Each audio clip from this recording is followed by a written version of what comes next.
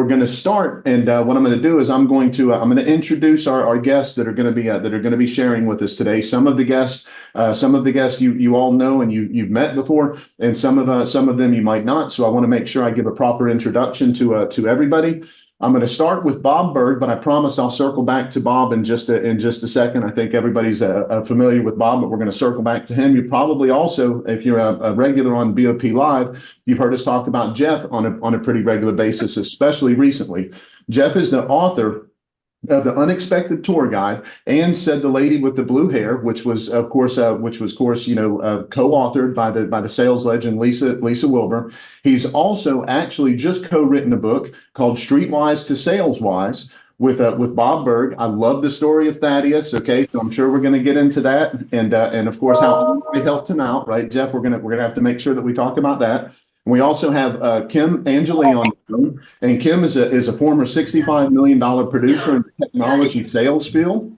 Kim also took over a struggling insurance agency and was able to turn around that. And of course, her primary focus that she works on is by making sure that you become unforgettable to the clients that you're working with. So we're going to hear from both of them today, but we're going to start with Bob Burg. And of course, for 30 years, Bob Burg has been successfully showing entrepreneurs and leaders and sales professionals how to build relationships, how to communicate better, and how to make sure that they're accelerating the value that they offer to their customers to make sure that they grow their income. Of course, he wrote the book Endless Referrals, and as you all know, he's also the co-author with John David Mann of the Go Giver series, which is absolutely incredible. We've given it away a bunch of times on BOP Live, so we're super excited about that. By the way, we have some fun with the Wheel of Death today. We're not going to talk about it right now, but we've got some fun with the Wheel of Death today. But before we get to the Wheel of Death and everything else, everyone, I'd love to introduce to you Mr. Bob Burg.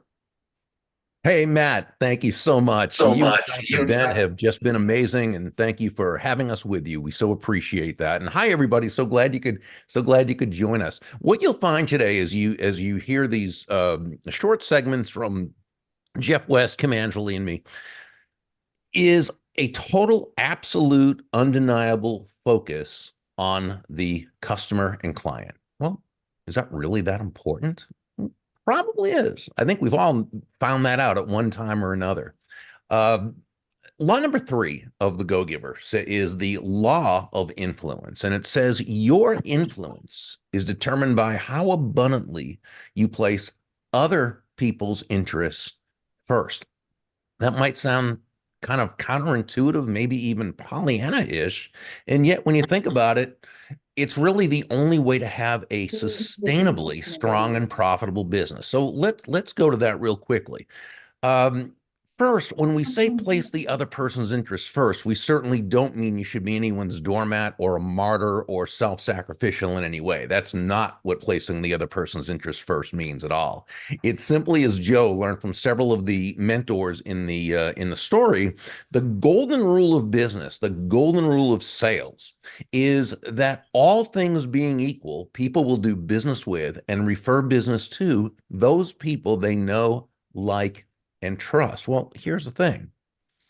There's no faster, more powerful, or more effective way to elicit those feelings toward you from others than by genuinely and authentically moving from that typical I focus or me focus that people are used to, right, to that other focus, looking to, as Sam, one of the mentors in the story, advised Joe, make your win all about the other person's win. So why does that work so well? One simple sentence, I think, really covers it, and that's this. Nobody's going to do business with you. No one's going to list their home with you. No one's going to buy from you because you have a quota to meet, or because you need the money, or because you'd simply like to see it happen, or even because you're a really nice human being. No, they're going to do business with you for one major reason only, and that is they believe they'll be better off by doing so than by not doing so.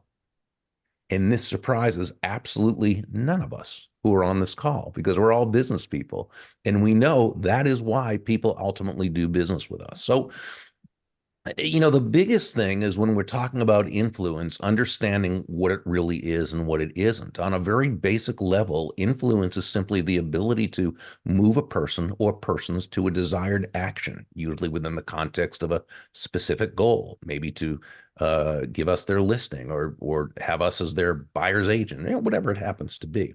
But the interesting thing about influence is that it's never about push. It's never about pushing our ideas on someone or pushing ourselves on or pushing our will on them. It's always about pull. Actually, I'm trying to get The some essence of software. influence is pull. It's a gentle pull. Ah, okay. And Have you gone to school for it already? great influencers attract people first to themselves and to their ideas. In doing so, they're always asking themselves a question.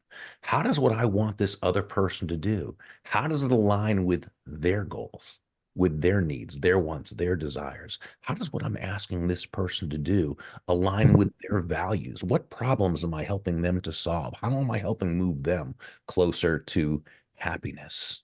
And when we ask ourselves these questions thoughtfully, uh, intelligently, um, genuinely, authentically, not as a way to manipulate another person into doing our will, but as a way of building everyone in the process. Now we've come a lot closer to earning that person's commitment. Now, I like to do this not just through influence, but through what we call genuine influence. And genuine influence is the ability to attain the results you want when dealing with others, and in such a way that you help them feel genuinely good about themselves, about the situation, and about you. I'm going to do a Reader's Digest version of the 5 principles of genuine influence and then give an example, and then we'll move right along. So, the first principle of genuine influence is to master your emotions. See, it's only when we're in control of our own emotions and control of ourselves that we're even in a position to take a potentially negative situation or person and turn it into a win for everyone involved. Second is to understand the clash of belief systems. This is realizing that you and I and this other person, we see the world from our own individual points of view, our own set of beliefs, beliefs that are basically a combination of upbringing, environment, schooling, news media, television shows, popular culture, cultural mores. But really, by the time we're a little more than toddlers, our basic set of beliefs has been established. It's been given to us well before we were old enough or knowledgeable enough to check our premises and even ask why these are truths to live by. So most of us grow up believing that we're making choices out of conscious thought and strength when really we're choosing between ideas from within a what I call our unconscious operating system. We're choosing from within a matrix of set premises. Think about the movie The Matrix, only without the machines, and that's how the thought processes of most of us are. So because of this, we tend to believe that other people see the world basically the same way we do, which isn't true. They see it the way they do. It's up to us to be able to understand their world. Principle number 3 is to set the proper frame. A frame is simply the foundation from which everything else occurs. When we set the proper frame, we're 90% of the way to the results we want. However, when an improper frame is set or a negative frame from the other person, set unconsciously, of course, okay, if we buy into that frame, we're 90% of the way to the opposite results. We'll come back to that in a moment. Number 4 is communicate with tact and empathy. My dad always defined tact as the language of strength. And I always love that because how often do we have to be strong to be tactful, right? When really we just naturally want to react to this thing this person said or did, and we want to let them have it, and right? But when we're in control of our emotions, when we're able to master our own emotions and take these other principles into consideration, we can respond in a way that is productive and moves the process forward. I guess you could really define tact as the ability to communicate a message to someone that they ordinarily would not be receptive to, but do so in a way that not only are they not defensive toward you and your ideas, but they are instead open to and receptive to you and your ideas. Empathy, which is the cousin of tact, the dictionary definition is the identification with or vicarious experiencing of another person's feelings. Well, that's fine, except we don't know how they feel. You don't know how they feel, and we don't because we're not them, and we haven't necessarily had the same experiences. The good news is, in order to communicate empathy, you don't have to understand exactly how they feel. You just need to understand they're feeling something, and that this something is disturbing to them, and that you are there to help them work through it. And then principle number 5 is to let go of having to be right. This doesn't mean you don't want to be right or that you're not prepared to be right. It means you lose your attachment to having a certain result occur. Okay? It means you lose your attachment to having to be right all the time or 100% on this. And see, what happens is 2 wonderful things when you let go of having to be right. Number 1, you're able to go into learner's mode and know things that you ordinarily wouldn't have known. Now, this is in direct opposition to the person whose life philosophy seems to be, my mind is made up, don't confuse me with the facts. Okay, and we all know those people. So no. But the second thing, most beautiful part, is when you let go of having to be right, the other person knows this, they sense this, and they're going to drop their defensiveness. When they know you're not looking to be right at their expense by making them wrong, they're much more likely to also go into learner's mode because they understand that what you're both looking for is simply the truth, wherever that truth may lead. Now, let's take these 5 principles before we end and do one quick example. And we're going to use all 5 of these in this quick example.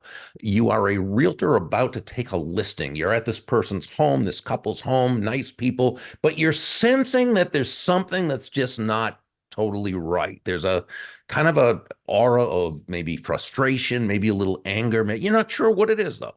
And finally, when you sit down at the table with them, one of them says, we just want to let you know you're the 4th realtor we're having visit us, and everyone before you has said that they're the best and their company's number 1 and they're the only ones we should list with. And I just want to let you know we're capable of making up our own minds and we're not an easy, what have you. Now, they've come in a negative frame. We could say an adversarial frame.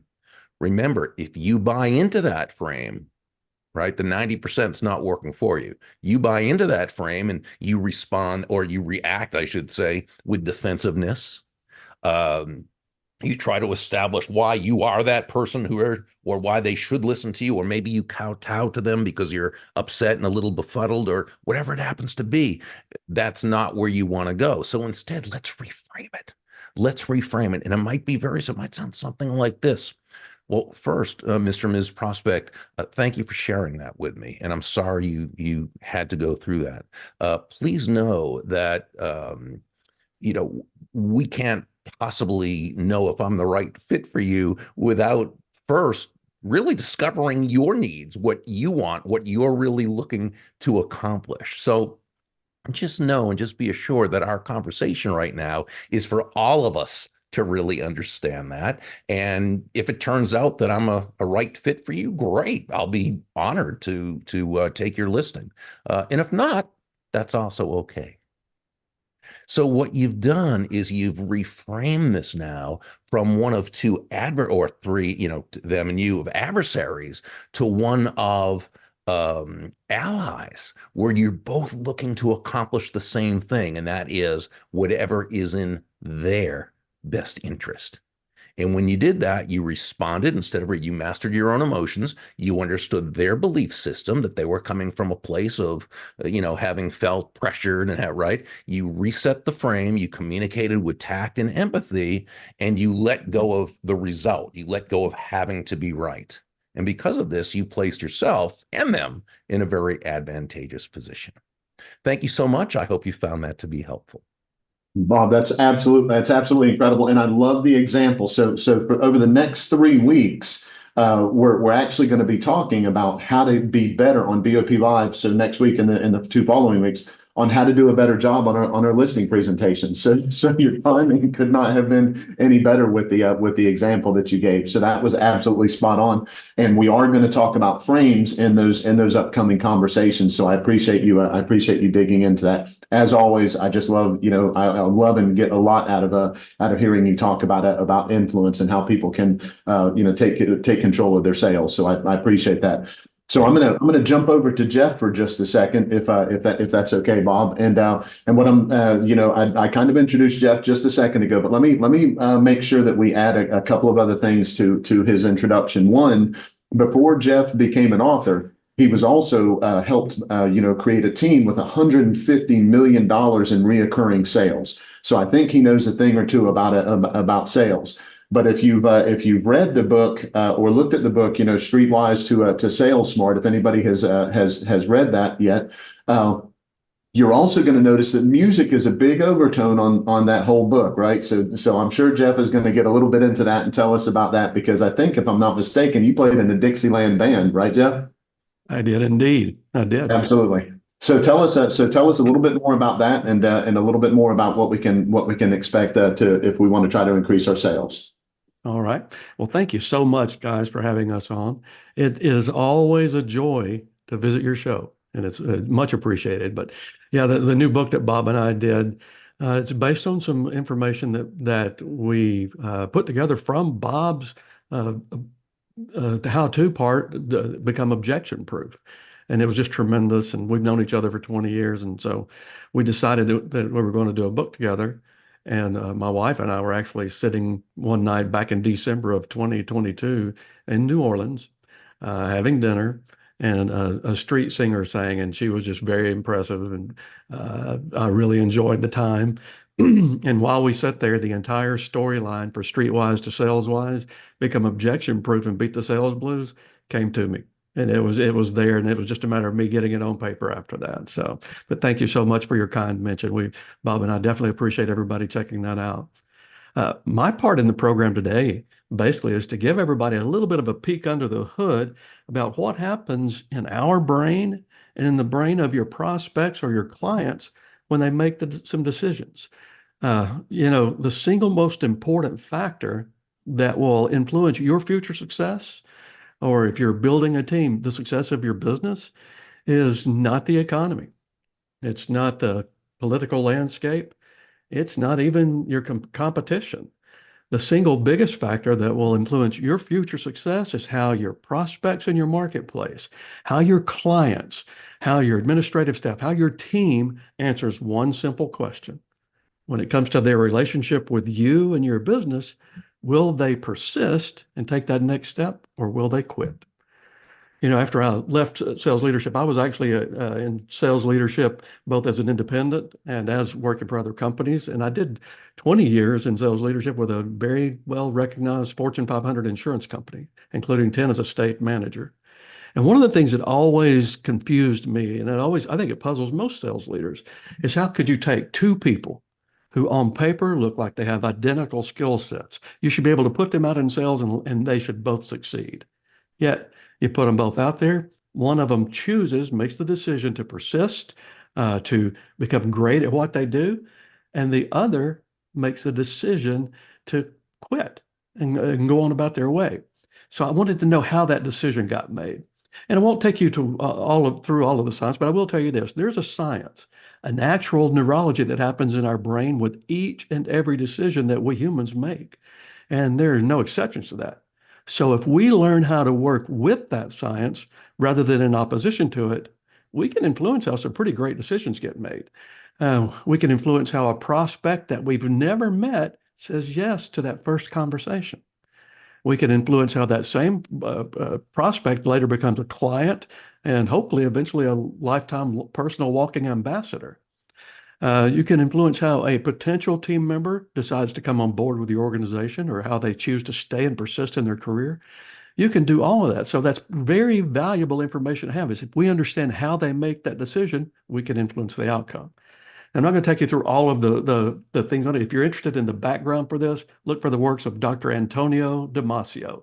He's a professor of neuroscience at USC and an adjunct professor at the Salk Institute.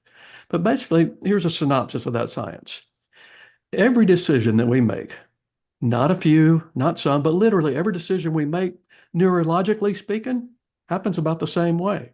The part of our brain that creates emotion will communicate with the part of our brain that processes logic. Those two make a phone call basically to each other. They make it and produce what the decision that's coming forward at that point. Now, inside that brain neurology, if you're experiencing a negative emotion, or if your prospect is experiencing a negative emotion, such as distrust, uncomfortable, they don't know what's going to happen next. There's a lot of things that can go on that can make some of those negative emotions generate.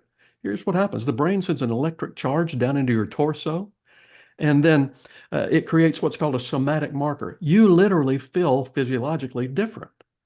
And if it's a negative emotion, the way that physiological changes, you get very uneasy. You don't want to move forward. You want to say no. You want to push back. And that's what a client would do, or that's what a prospect would do, depending on how you're handling the situation. When that negative emotion is occurring and it combines with logic, it creates what I call a collision point. And the prospect's going to say no, they're not going to be comfortable moving forward.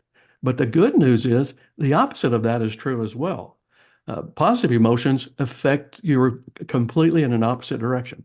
When your brain creates a positive emotion, like a sense of belonging, a sense of trust, a sense of relief, a sense of love, joy, happiness, when that happens in the brain, it still sends a somatic marker down into your torso, but instead of getting uneasy, you like this feeling. You want to move forward.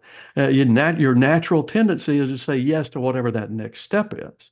And it's the way business relationships that are great get started. It's also the way personal relationships that are great get started. So that combination of a positive emotion with logic is going to produce a decision where they're willing to move forward. And that's what I call a fusion point. A fusion point is that moment in time when logic and positive emotion merge and ignite, and it creates energy. It creates persistence. If you're building a team, it creates the most amazing loyalty that you'll ever get in your team. Now, basically, when it comes to fusion points in a business model, I coach people to put fusion points in everything you do, whether it's how you work with your team or how you've got your sales model set up. Now, in the sales model itself, every industry is a little different, but you want to incorporate fusion points in all parts of that sales conversation. I'm going to talk to you specifically about prospecting right now. You literally can when you're making those initial contacts, those initial prospecting calls, you're going to get one of three reactions generally. One group, they know they have a need. They may already recognize your brand. And so when you call them, they perceive you as somewhat of a solution. So there's a sense of relief. They have a positive emotional experience combined with the logic of why you made contact, and they'll normally say yes. Don't you wish they all went that way? Somebody asked me one time, well, can you get them all? And I said, no, I'm good, but I'm not that good. But the brain tends to work very consistently. The second group is a group that for them, an unexpected sales call can be a bit of a collision point. There's a little bit of annoyance that they experience. They may say no, they may push back. You can tell they're just not moving forward with you. Then there's a third group.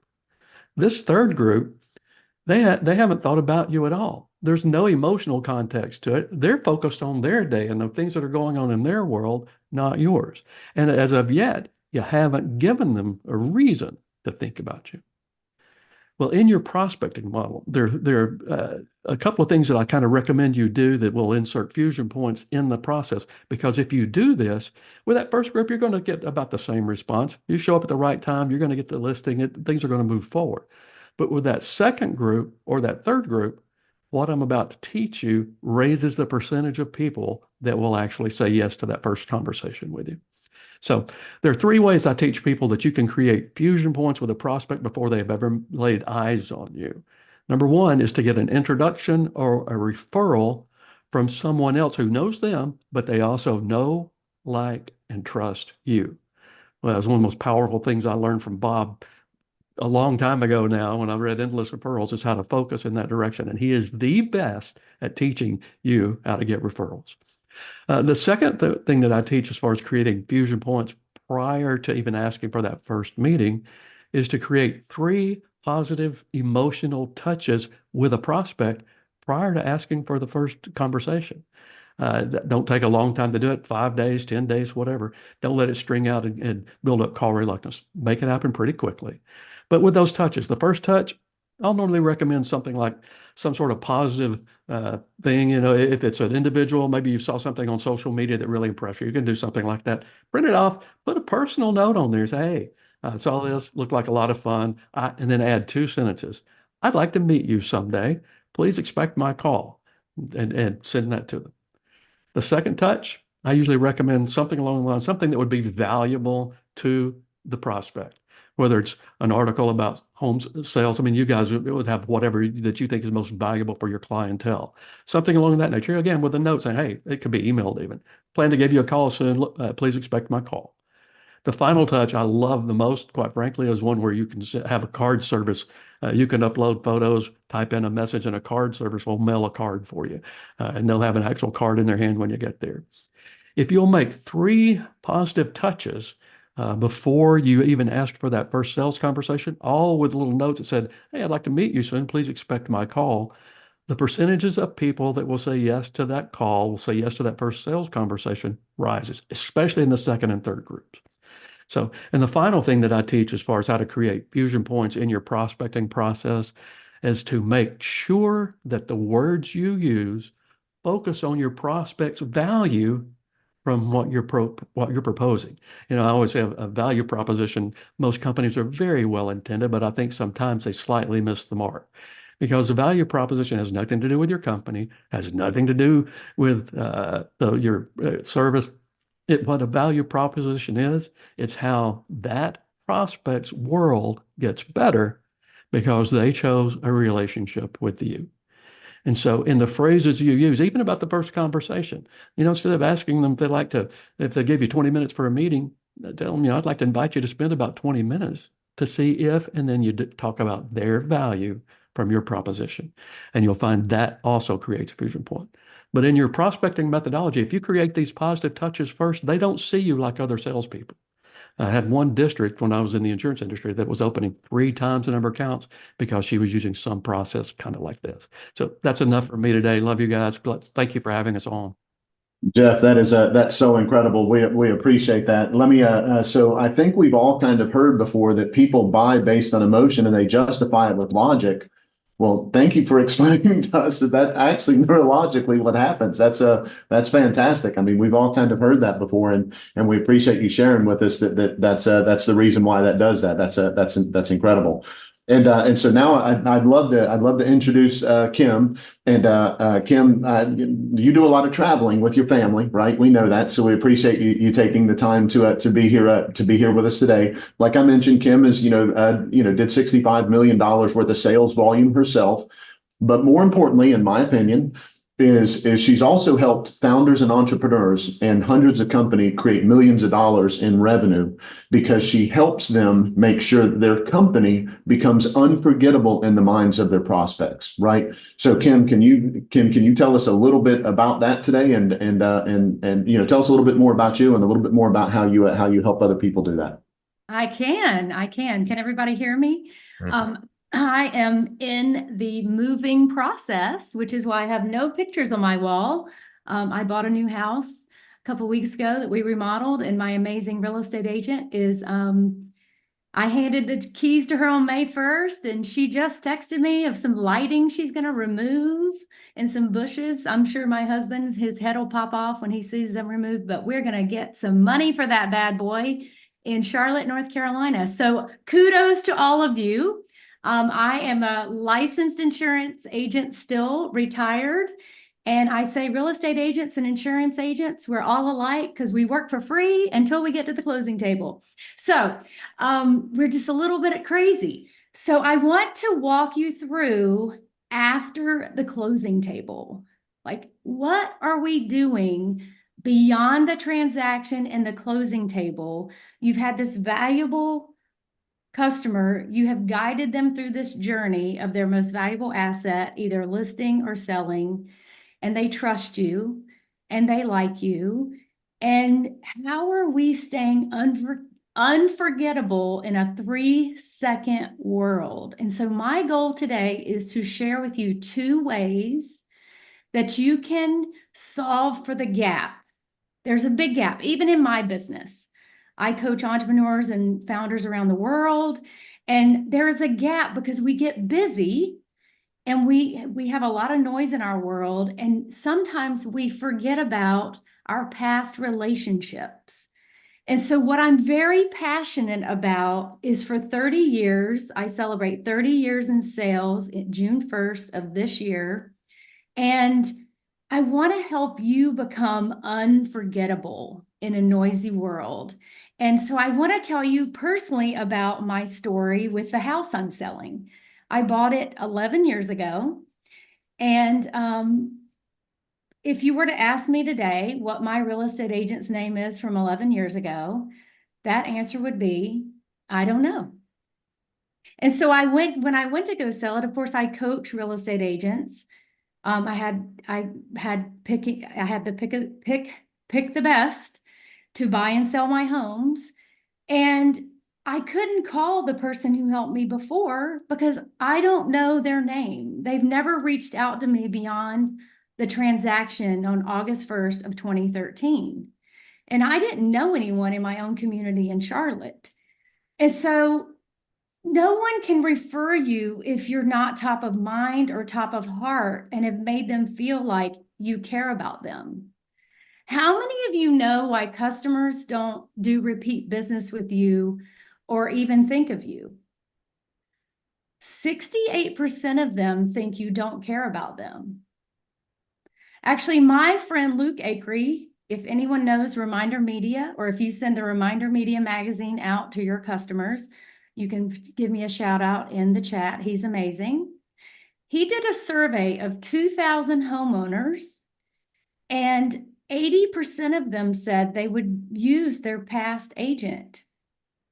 Yet only 12% of them did in the future. And so that tells me that we're not being unforgettable in this noisy world. I attended a real estate conference about 3 weeks ago with a customer, and the top agent for this real estate company ends with an E, it starts with an E, ends with a P. Basically, 83% of real estate agents don't reach back out to their past clients. So I want to give you a little success story with one of my customers in LA who saw me on a podcast years ago and wanted to really build her business by referral and by her past clients and past relationships so that she didn't have to go out and door knock, cold call, and chase leads. And her name is Debbie, and she's an amazing real estate agent. And so one of my first things I asked Debbie was, when was the last time you showed gratitude or thanked your past clients? And she was like, what? I was like, she said, well, they bought a house from me recently. You know, why would I reach out to them? You know, the average is 7 to 8 years they're going to be in that home. And so I said, well, let me challenge you on that mindset that they have friends, that they have influence over. And when you stay top of mind and top of heart beyond the closing table, and they're your brand ambassadors or your delighted advocates, they're going to bring you their friends and family. And she's like, oh, okay. And of course, there's a little doubt there that what I'm teaching works. And so I gave her this guarantee. I said, when we put this simple strategy together for your past clients, past relationships that you want to engage with, now there's a rule to that. When you're choosing people to put on a list to send something to in the mail or invite them to an event, they have to be someone you would like to see beyond the closing table. Because sometimes you get to closing tables and you're like, goodbye. This is the I'm never going to speak to you again event.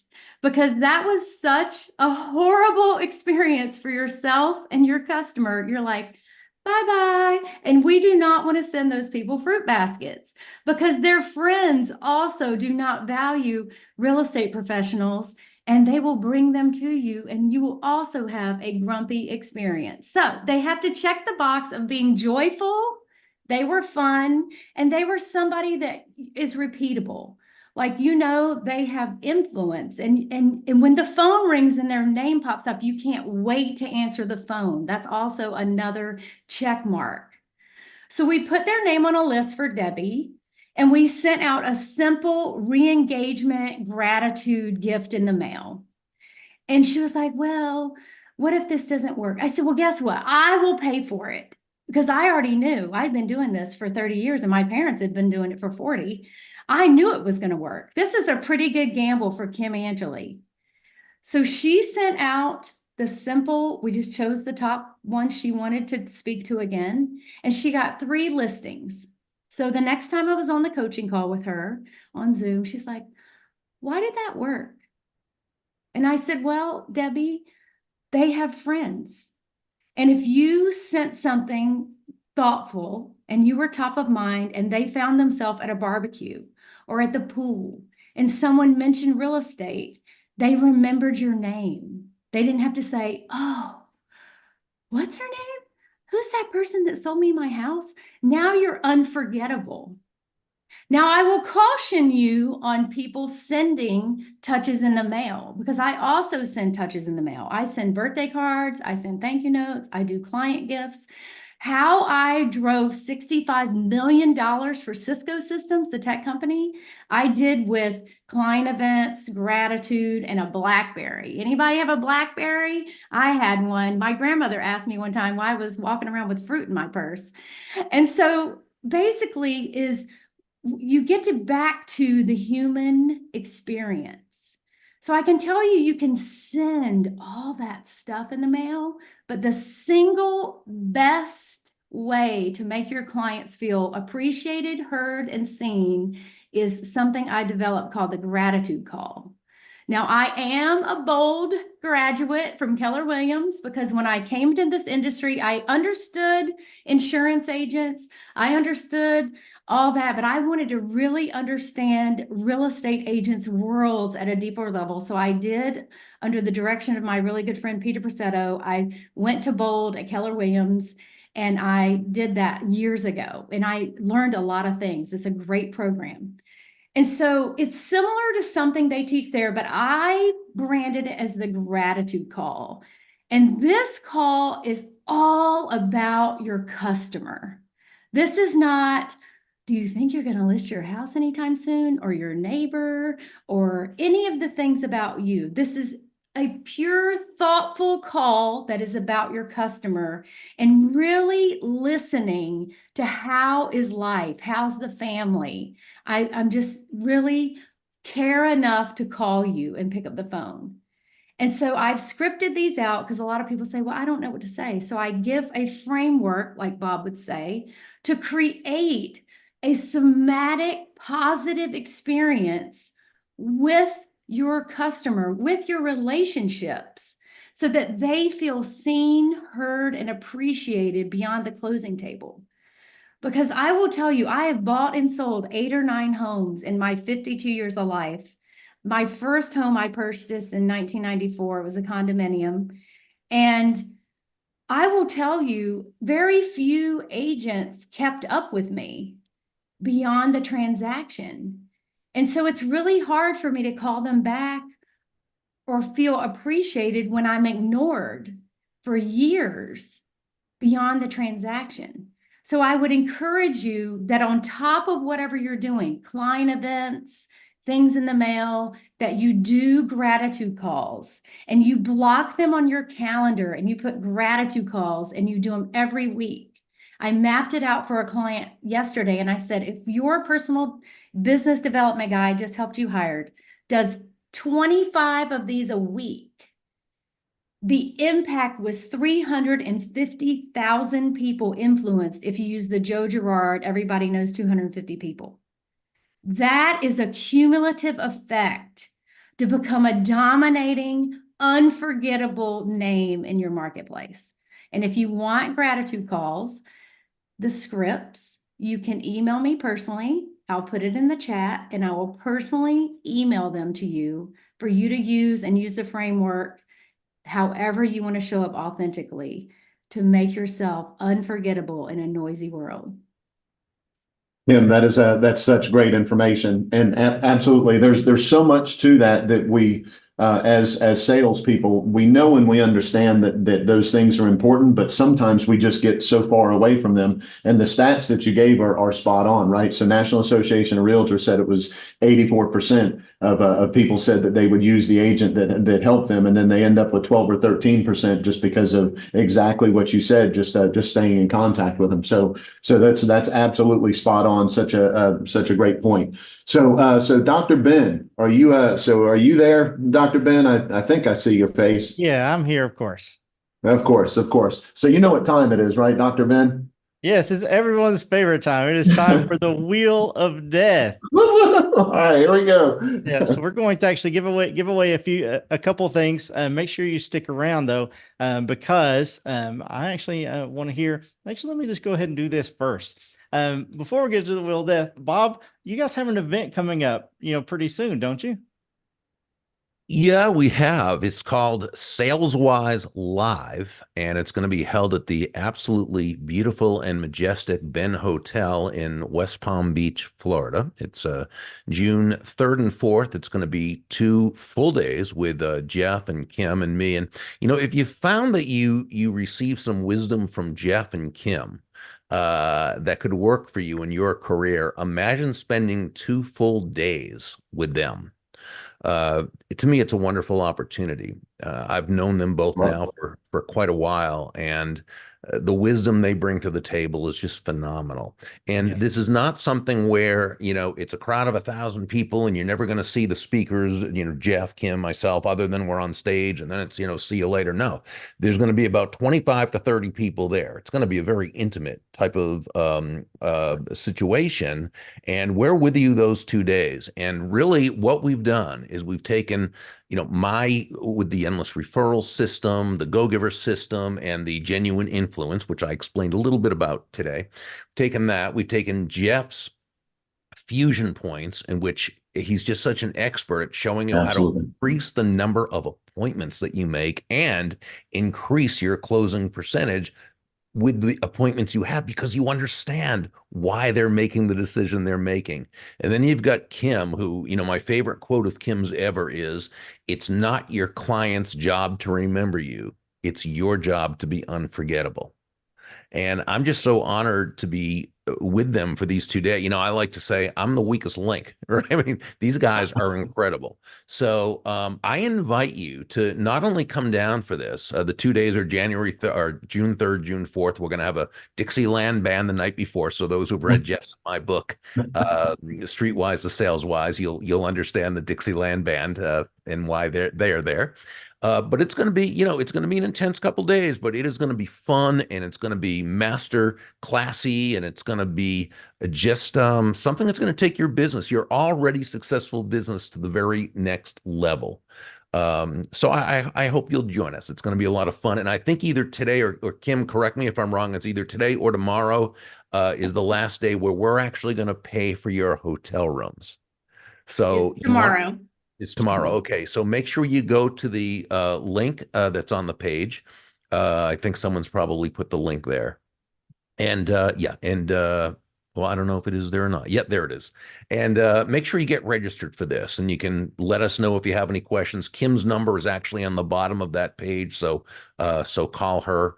And we're really standing behind this too, because we offer a full money back guarantee of not just satisfaction, but ecstatic-faction.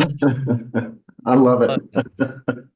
That's so good. So I've read the book a couple of times, Bob, and well, of course, the Go-Giver a couple of times, but I literally just finished about 2 days ago reading Streetwise to Saleswise again for the second time. Absolutely love the book. The fusion points that Jeff was just talking about, man, they just make such a big difference in your business. But I'm not going to give anything away on this. There was a couple of things that I took away from the book the fusion points are fantastic, but that I thought were more helpful than the fusion points. to be completely honest. The book is absolutely incredible, so I can't even imagine what the event would be like. So, and I love it that you cap the attendees. I think that's incredible because that way people make sure they get the exposure and they really are able to get the benefit from it the way that they should from an event. So that's incredible. We love that y'all are doing that. Okay, so Dr. Ben, you ready to spin that wheel of death? Yeah, for sure. I want to share what we're giving away today first, because we were just talking about it.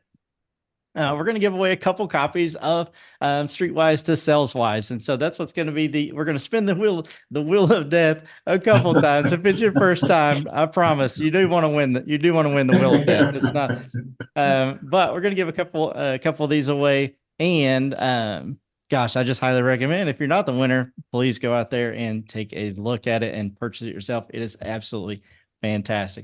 So hang on. I gotta give Ben some kudos on this, right? To be honest, there's a bunch of names to get in that wheel. And so the whole time that we're sitting here talking, Ben is in there typing away, making sure everybody gets their chance at the wheel of death. So well done, Ben. Way to go. Yeah, for sure. I was like, who is it? Linus on Peanuts on the piano sitting here. But let's go ahead and spin it a couple times here and pick a few winners. Bob and Jeff and Kim, I've got you on there too. Oh yeah, we got something special for you also. Angela Marsh, congratulations. You are the first winner. Do me a favor, for you and the next person, make sure you go over to the chat, send me, Dr. Ben Spears, a private message with your contact info, as well as where you want the book mailed. All right, let's pick one more here. And your phone number and email address. That way we can make sure that you're notified when it's sent. Okay. Sure thing.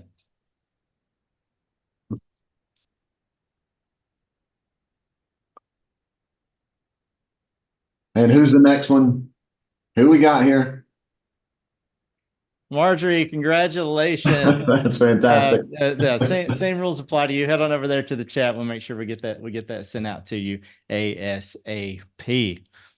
Well, gosh, let's take just a couple minutes here. Does anybody have any questions? Raise your, if you know how to do the reaction, raise your hand for Bob, Jeff, and Kim while we have them here. While we're getting that first question, of course, I've got a question. Everybody knows this is it's hard for me not to talk within 1 hour, right? Everybody knows that. It's been around for a while. So I've got a question, Jeff. I've got a question specifically for you. Okay. So again, love the book. There was a cool thing that I thought was in the book, and I'm not going to ruin anything, right? But so you had in the book, so the main character, okay, Thaddeus Tucker, right? So Thaddeus had somebody that he was working with, Andre, which was his sales manager. But something that I thought was really cool was Andre also had somebody that he was being mentored by. And so all of them were learning together. So the learning kind of never stopped with them. So it wasn't just about the salesperson improving their skills, and it wasn't just about Andre as the sales manager improving his skills. Everybody was kind of growing together, right? So tell me a little bit about the inspiration for that and a little bit about your thoughts behind that, if you don't mind. Sure. It basically grows from the idea that I've pretty much always been a student. And so they say authors tend to write their own truth. And in a lot of ways, that is an absolutely positive, true statement. But it was, since I've approached it that way, it was natural for me to write it in that way. And I got Bob and I, as we were collaborating on the book, we were having a conversation one day, and we were talking about this concept. And it was something, and I don't know if it was Bob that instilled it in me years ago or what, but it was just something that naturally fit both of us. And it's what I think we should all do. We should all be willing to invest in ourselves. True story, and I am not even slightly exaggerating what I'm telling you. In January of 2000, a sales mentor of mine gave me 2 books. He said, "Jeff West, read these books." And I said, "Frank, I'm a grown man. I'll decide if I'm reading those books." And I am reading those books. And one was Dr. John C. Maxwell's 21 Irrefutable Laws of Leadership. And the second was Endless Referrals by my co-author there, Bob Burg. Those 2 books, I'll bet you my sales manager who gave them to me, Frank, he probably spent $50 at the most on those books.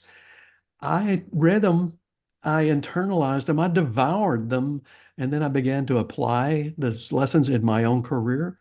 And when I did that, at this point, I was a district manager in the insurance industry for a well-known company, and I had been doing that for about 6 years. And I would make my numbers one year and miss them the next. But when Frank gave me those two books and I applied what I learned, that year we had almost a 100% increase in sales.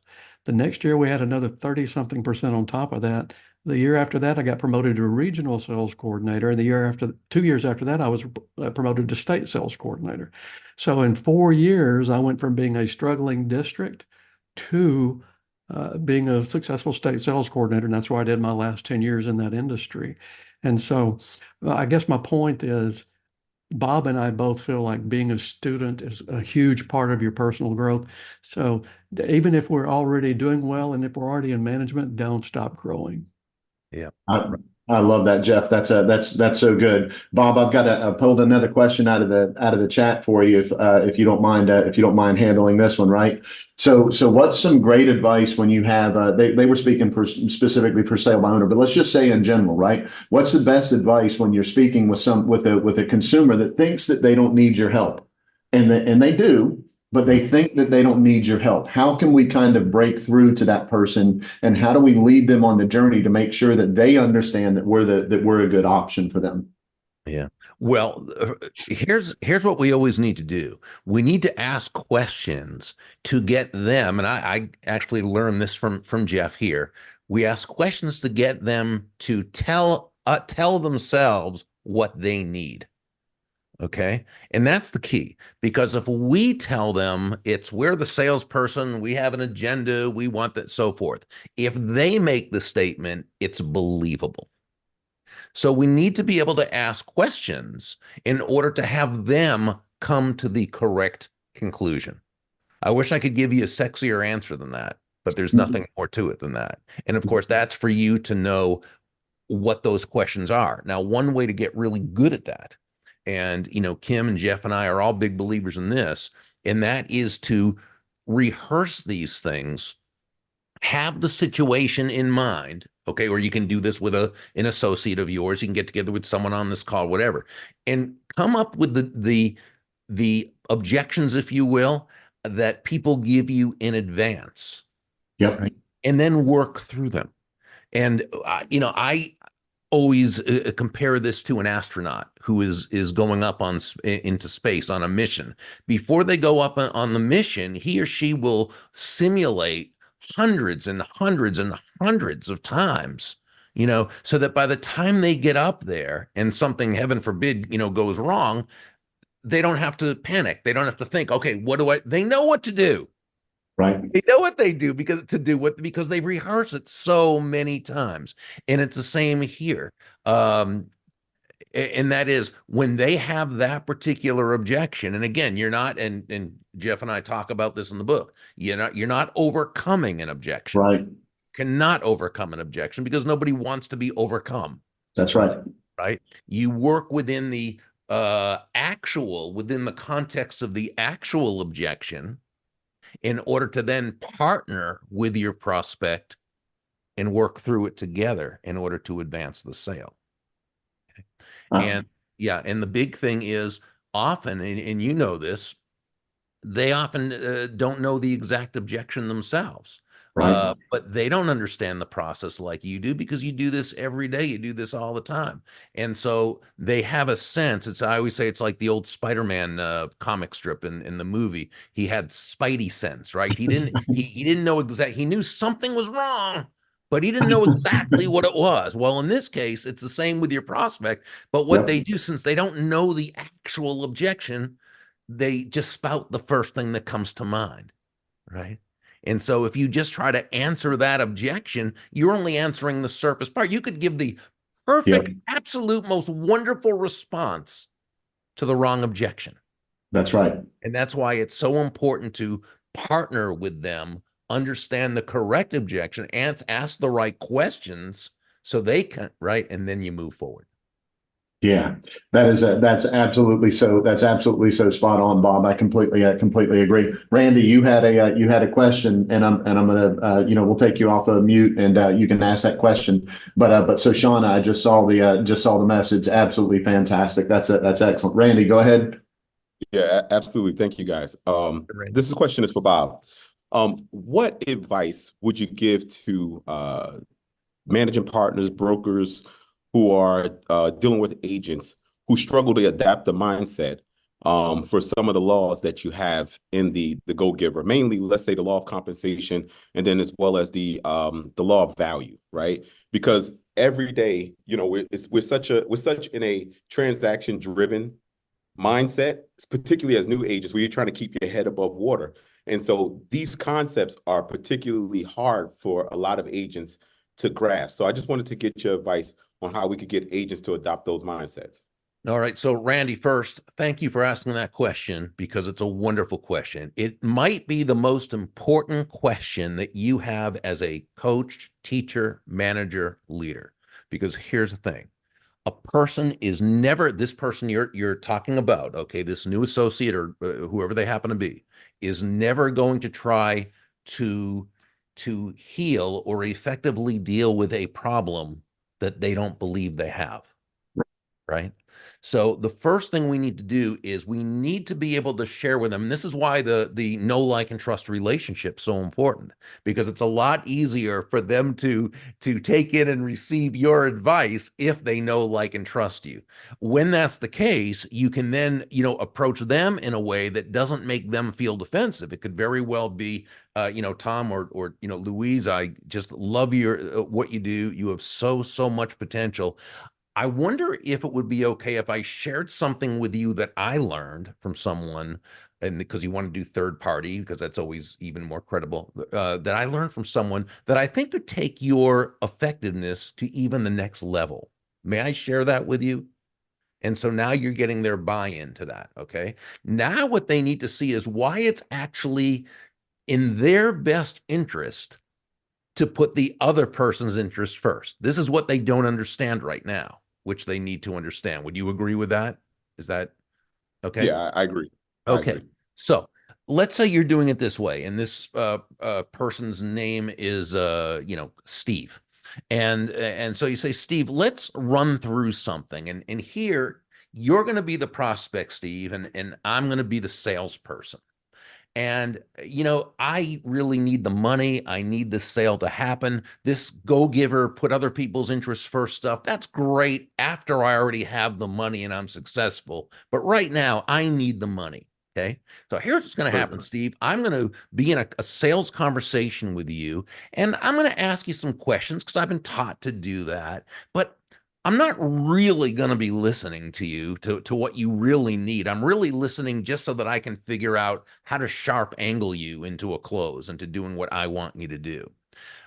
When you have an objection, I'm going to listen to it, but I'm going to be a tiny bit defensive with my energy because this objection of yours is getting in the way of my money that I need.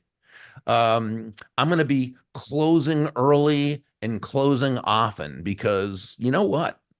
This is really about me getting the money. Okay. Now, at the end of this sales conversation, are you going to be more likely to want to do business with me right now or less? And the chances are probably less likely. Now, same thing. I'm the salesperson, Steve, you're the prospect. And by the way, I'm not going to deny my self-interest because I'm a human being. And as a human being, I am self-interested. We all are. Okay. A good friend of mine said self-interest is natural.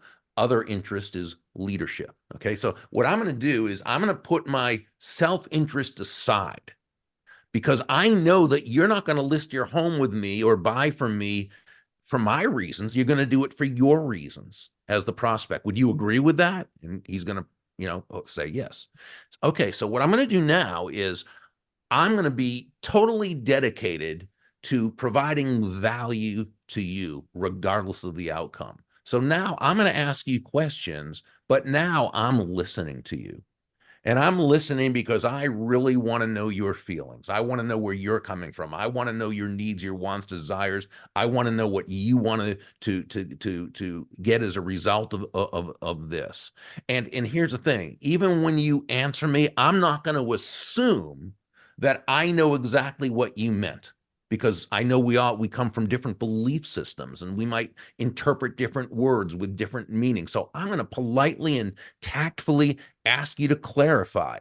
I might say, Steve, just to make sure, just for my own clarification, or just to make sure I'm serving you correctly, when you say you're wanting to blank, how exactly do you mean what have you? And only after I am absolutely positive that I know what you're looking to accomplish am I going to connect the benefits of my service with what you need, want, and desire. When you have an objection, I'm going to welcome that objection. And I'm going to assure you that this objection makes sense and that it's important that you feel comfortable with it. And then what we're going to do is we're going to work through this objection together in order to advance the process. But mainly, and you know that my focus is on you and creating value for you. At the end of this sales conversation, are you more likely or less likely to want to do business with me right now? And the chances are more likely. So what I really want you to know is, if you keep putting the effort in that you're putting in now, and you can shift your focus to providing immense value to them, understanding that that's the only reason why they're going to do business with you, then man, there is absolutely no stopping you. That's so good. Randy? I was just saying thank you for that. Oh, my pleasure. Thank you. Great. Yeah, that's so incredible. Dr. Ben, I know we're we're a little bit past the top of the hour, right? We try to keep it at 1 hour. Was there any other questions? Of course, we want to make sure that we get those answered. Anyone else? No, gosh, so many amazing comments, and so much gratitude in the chat, and I'm so grateful for everyone being there and sharing that as well, because again, having Bob and Jeff and Kim here is such a treat, and not only because we get to hear them, but you don't have to listen to Matt and I all the time. So I love it. But with that being said, Bob, Kim, Jeff, thank you so much for being here with us today. We're super grateful, and gosh, we'd love to have you back anytime that you'd like to be with us. It's an honor. And any questions anyone has about the upcoming event, just call Kim, and she'll be happy to answer your questions. And in these kind of conversations, such as the one we just had with Randy, these are conversations we're going to have throughout those 2 days. So Love it. This is going to be a real team effort of all of us growing together. Yeah, well, I love it. It's going to be super powerful. Make sure you guys grab that link in the chat and take a look at that. Well, Matt, it's everyone being here that makes this so amazing. And Brokers Open Podcast, it is not just about open houses.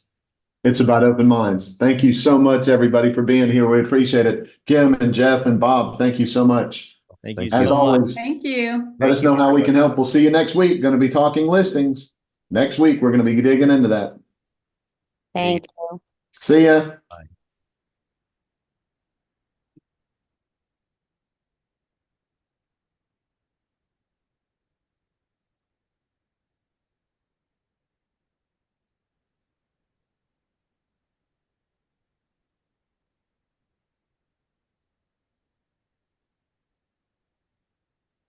One second here, guys.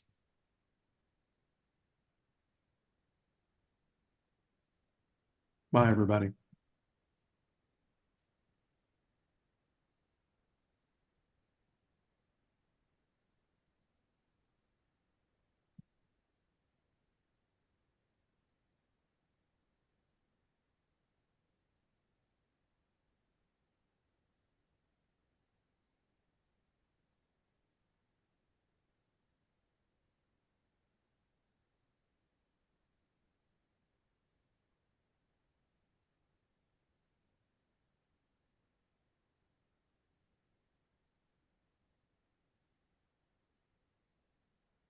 There we go. Sorry, it took me off as host. Okay.